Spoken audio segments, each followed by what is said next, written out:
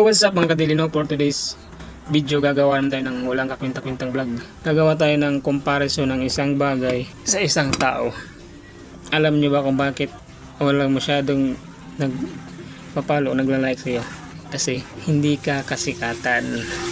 Wala naman sila makukuha sa'yo, diba? Kagaya lang yan ng isang bagay na sabihin natin isang ginto na naubong sa putikan, diba? Sa una walang pumapansin kasi nga walang nakakaalam na ginto yung nasa putikan. So wala, tinatandaan lang, walang may pakialam kasi nga madumi, diba? Madumi at walang may alam kung ano yun.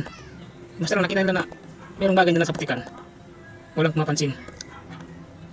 So minsan may nagdaan doon at may nakapuna sa isang bagay na napansin niya na mukhang mahalaga, kinuha niya to, pinulot niya.